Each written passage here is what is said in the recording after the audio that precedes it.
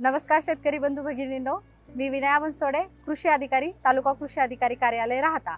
आज खरीप हंगाम पूर्व तयारीच्या निमित्ताने खरीप हंगामामध्ये लागवड करण्यायोग्य जी पिके आहेत त्यांची बीज प्रक्रिया करणं का महत्त्वाचं आहे आणि या बीज प्रक्रियेचे शेतकऱ्यांना कोणते फायदे होणार आहेत, त्याचबरोबर बीज प्रक्रिया करण्याच्या कोणती निश्चित पद्धती आहे, कोणता क्रम आहे आणि त्याचबरोबर बीज प्रक्रिया करण्याच्या शेतकऱ्यांना कोणते फायदे होणार आहेत याविषयी थोडक्यात तुम्हाला माहिती सांगणार आहे। तर खरं तर सर्वात महत्त्वाचं आहे की बीज प्रक्रिया म्हणजे काय।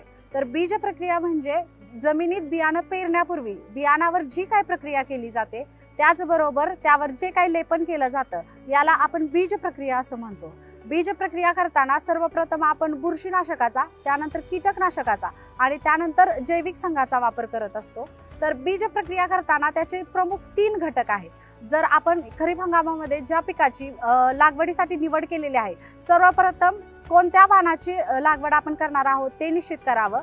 लागवडीपूर्वी साधारणपणे 15 ते 20 दिवस आधी आपण बियाणं खरेदी करावं। बियाणं खरेदी केल्यानंतर त्याची उगवण क्षमता चाचणी करण्यात यावी। उगवण क्षमता चाचणी करताना आपण ज्या शेतामध्ये बियाणं पेरणार आहोत त्याच शेतातली माती घ्यावी। त्याच मातीमध्ये आपण साधारणपणे 100 बियाणाची लागवड करावी। 7 ते 8 दिवसामध्ये तुम्हाला बियाणाची उगवण किती टक्क्यांमध्ये होते त्या अनुषंगाने तुम्हाला ह्या हंगामामध्ये लागवड करण्यासाठी किती बियाणाची आवश्यकता आहे किंवा किती वाढीव बियाणं लागणार आहे याची निश्चिती करावी। त्यानंतर सर्वात महत्त्वाचा आणि लागवडीच्या दृष्टिकोनातून सर्वात अगदी क्रिटिकल मुद्दा येतो तो म्हणजे बीज प्रक्रिया। तर बीज प्रक्रियेचं महत्त्व काय आहे, बीज प्रक्रियेमुळे काय होतं हे सर्वात प्रथम आपण समजून घेणं आवश्यक आहे। एखाद्या बियाणास आपण जेव्हा बीज प्रक्रिया करतो तेव्हा आपण ते बियाणाची मातीतून पसरणाऱ्या रोगांपासून, किडींपासून तसेच बियाणामध्ये अंगभूत असणाऱ्या काही कीड आणि रोगांपासून संरक्षण करत असतो। त्याचबरोबर आपणाला जर एखाद्या पिकाची आणि एखाद्या बियाणाची एकसारखी उगवण आवश्यक असेल, जोमदार रोपांची वाढ आवश्यक असेल तर आपण बीज प्रक्रिया करणं निश्चितपणे किफायतशीर आणि फायद्याचं आहे। बीज प्रक्रिया केल्यानंतर शेतकऱ्यांना कोणते फायदे मिळणार आहेत, तर बीज प्रक्रिया केल्यानंतर आपल्याला एक समान एकसारखी पिकाची वाढ आढळून येणार आहे। पिकाची वाढ ही जोरकस होणार आहे, पीक निरोगी राहणार आहे। त्याचबरोबर पिकातून आपणाला जी काही उत्पादन आहे ते 15 ते 20% आपल्या उत्पादनामध्ये वाढ होणार आहे। त्याचबरोबर बीज प्रक्रिया केल्यानंतर आपणाला खत बचतीमध्ये 20% ते 25% पर्यंत आपणाला नत्र, स्फुरद आणि पालाशयुक्त खताची बचत सुद्धा आपण ह्या बीज प्रक्रियेच्या माध्यमातून करू शकणार आहोत। तर बीज प्रक्रियेसाठी आपण काय काय वापरतो, कशा पद्धतीने बीज प्रक्रिया केली जाते हे आपण सर्वप्रथम समजून घेणं आवश्यक आहे। बीज प्रक्रिया करताना सर्वप्रथम आपण बुरशीनाशकाची विद्यापीठानं आदेशित केलेले किंवा विद्यापीठाच्या कृषी दर्शनीमध्ये ज्यांच्या शिफारशीत मात्रा दिलेल्या आहेत त्या बुरशीनाशकाची बीज प्रक्रिया आपण सर्वप्रथम करायची आहे। बुरशीनाशकाची बीज प्रक्रिया केल्यानंतर आपल्याला शिफारशीत कीटकनाशकाची बीज प्रक्रिया करायची आहे। शिफारशीत कीटकनाशकाची बीज प्रक्रिया केल्यानंतर आपल्याला जीवाणुसंघाची किंवा मग ट्रायकोडर्मा असेल, रायझोबियम आहे, पीएसबी आहे, आझोटोबॅक्टर, आझोस्पिरिलम हे पिकाच्या शिफारशीत मात्रेनुसार आपल्याला बीज प्रक्रियेसाठी वापरायचं आहे।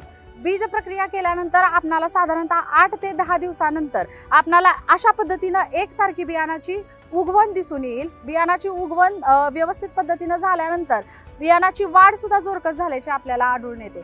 जर बीज प्रक्रियेचा आपल्याला फायदा जर बघायचा असेल तर आपण साधारणतः सोयाबीनच्या बाबतीत बघू शकतो की सोयाबीनच्या आपण हेक्टरी अंतराच्या नुसार जर झाडांची संख्या बघितली तर साधारणपणे 3,33,000 इतकी झाडं असणं आपल्याला आवश्यक आहे की जर आपल्याला हेक्टरी 30 ते 32 क्विंटल पर्यंत उत्पादन घ्यायचं असेल तर आपल्याला साधारणतः 3,33,000 पर्यंत प्लांट पॉप्युलेशन मेंटेन ठेवणं किंवा झाडांची संख्या हेक्टरी ठेवणं आवश्यक असतं। परंतु जर आपण बियाणास बीज प्रक्रिया केली नाही तर आपली ही उगवण कमी होते, ती साधारणतः 60%, 70%, 80% पर्यंतच उगवण आपल्याला मिळते।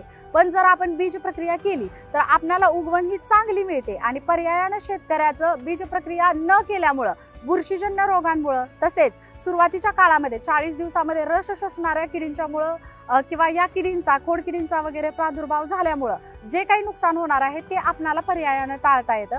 जर आर्थिक बाबतीत बघायचं म्हटलं तर बीज प्रक्रिया जर केली तर शेतकऱ्याला साधारणपणे 12 ते 15,000 रुपये पर्यंतचा अतिरिक्त उत्पादन शेतकऱ्याला मिळू शकतं।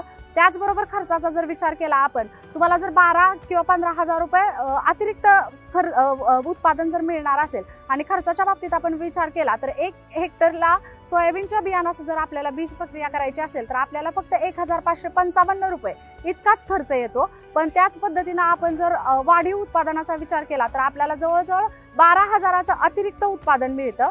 अशा पद्धतीने आपण जर बघितलं तर निव्वळ नफा एखाद्या शेतकऱ्याला कमीत कमी 11 ते 11,500 पर्यंतचा फक्त बीज प्रक्रियेच्या माध्यमातून अतिरिक्त उत्पादन शेतकऱ्याला मिळू शकतं। तर आपण सध्या बघतच आहोत, तर आपल्याला काय करायचं आहे, बीज प्रक्रिया करताना काही गोष्टींची काळजी घेणं आवश्यक आहे। बीज प्रक्रिया केल्यानंतर ते बियाणं थोडा वेळ का होईना शेतकऱ्यांनी सावलीत वाळवणं आवश्यक आहे। बीज प्रक्रिया ही शिफारसीत पद्धतीनं जशी सांगितलेली आहे त्या पद्धतीनं करणं आवश्यक आहे। जेव्हा तुम्ही बुरशीनाशक, कीटकनाशक आणि जैविक संघाची हाताळणी करता तेव्हा आपणाला अशा पद्धतीनं हँड ग्लोव्ज किंवा हात मोजे घालणं आवश्यक आहे। बीज प्रक्रिया करताना तुम्ही मास्क घालणं आवश्यक आहे। या पद्धतीनं आपण जर अगदी योग्य पद्धतीनं आणि शिफारसीत पद्धतीनं जर बीज प्रक्रिया केली तर निश्चितपणे आपल्या उत्पादनात वाढ होते आणि आपल्या खतांमध्ये बचत होते आणि शेतकऱ्याला एक निश्चित आणि शाश्वत उत्पन्नाची हमी मिळते। जर आपल्याला बीज प्रक्रियेविषयी अतिरिक्त माहिती हवी असेल किंवा बीज प्रक्रियेविषयी आपल्या काही शंका समस्या असतील तर आपण माझ्याशी संपर्क साधू शकता। माझा संपर्क क्रमांक आहे 77 69 99 84 10। धन्यवाद।